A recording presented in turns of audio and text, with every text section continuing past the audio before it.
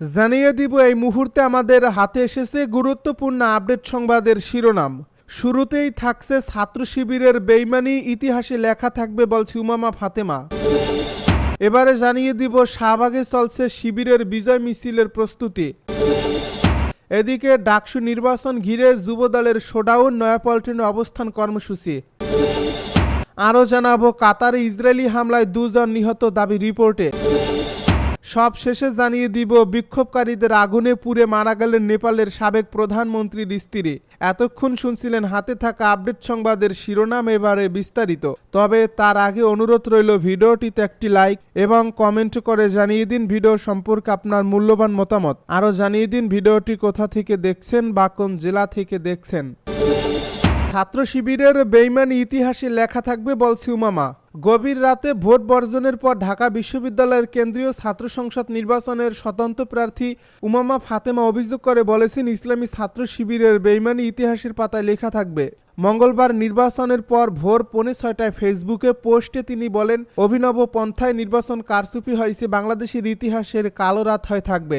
জুলাই গণ অভ্যুত্থানে সক্রিয় ভূমিকা রাখা উমামা বলেন, কারচুপির নির্বাচনের জন্য 1400 মানুষ মরছে।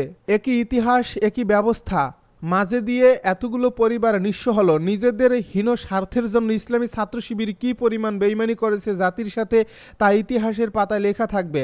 ডাকসু নির্বাচনে ছাত্র শিবিরের আবু সাদেক কায়েম ভিপি ও SM ফরাদ বিপুল ভোটে জয়ী হয়ে জিএস হওয়ার পথে। বেশিরভাগ হলগুলোতে তারা প্রতিদ্বন্দ্বীদের চেয়ে দ্বিগুণের বেশি ভোট পেয়েছেন। তবে ছাত্র শিবির এমন অভিযোগ অস্বীকার করেছে।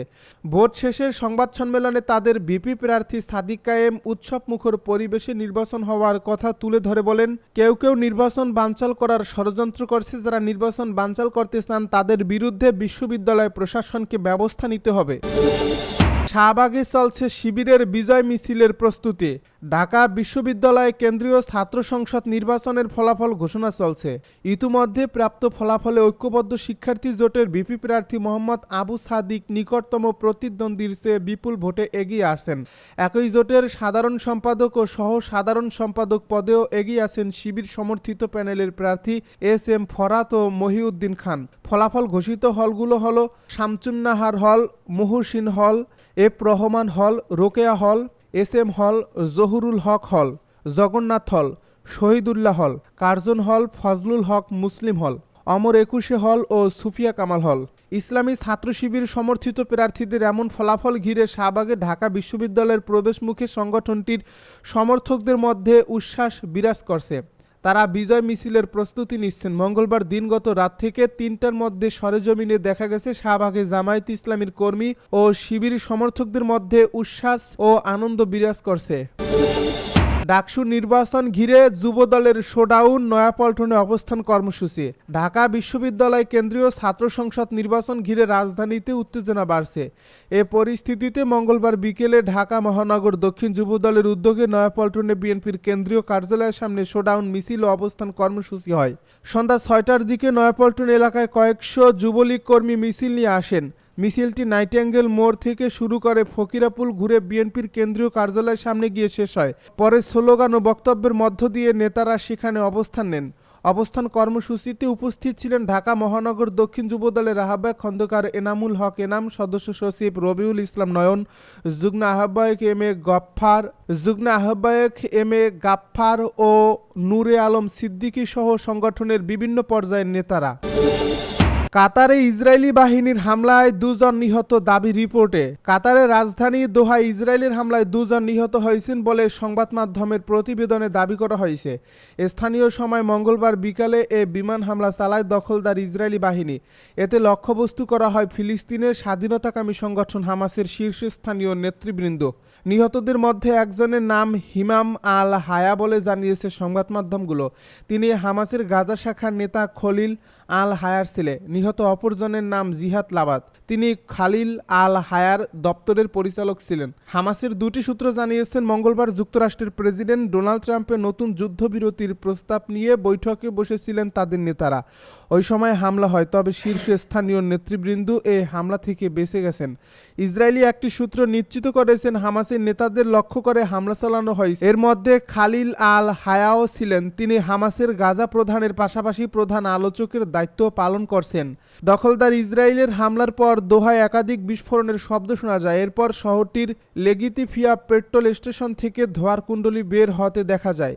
এই পেট্রোল স্টেশনের পাশে একটি ছোট আবাসিক কম্পাউন্ড রয়েছে। দখলদার ইসরায়েলের সঙ্গে হামাসের যুদ্ধ শুরুর পর থেকে কাতারের আমিরি গার্ড সেখানে 24 ঘন্টায় পাহারা দেওয়া শুরু করে। বিক্ষোভকারীদের আগুনে পুড়ে মারা গেলেন নেপালের সাবেক প্রধানমন্ত্রীর স্ত্রী। নেপালে বিক্ষোভকারীদের দেওয়া আগুনে দেশটির সাবেক প্রধানমন্ত্রী ঝালানাথ খানালের স্ত্রীর মৃত্যুর খবর দিয়েছে একাধিক সংবাদ মাধ্যম।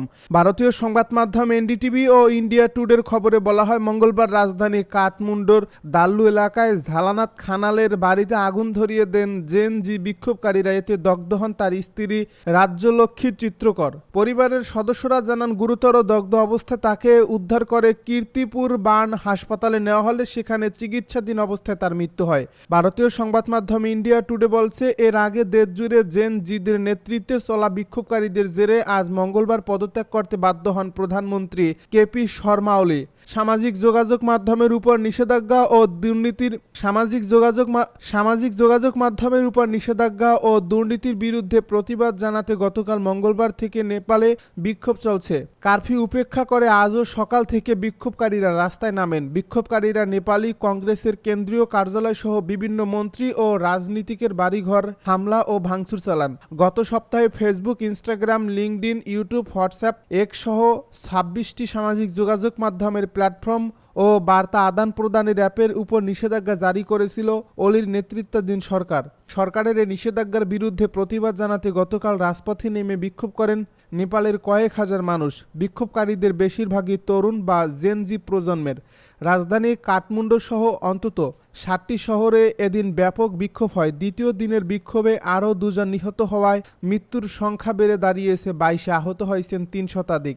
উত্তেজিত জনতা ইতিমধ্যেই কাঠমান্ডুর কেন্দ্রীয় প্রশাসনিক ভবন, সিংহ দরবার এবং প্রেসিডেন্টের সরকারি বাসভবন শীতল নিবাসে আগুন ধরিয়ে দিয়েছে। এছাড়া রাষ্ট্রপতি রামচন্দ্র পোদ্দেলো, প্রধানমন্ত্রী কেপি শর্মা গুলি এবং সাবেক প্রধানমন্ত্রী পুষ্পকমল দাহাল প্রচণ্ড ও শের বাহাদুর দেওয়ার সরকারি বাসভবনেও হামলা চালানো হয়।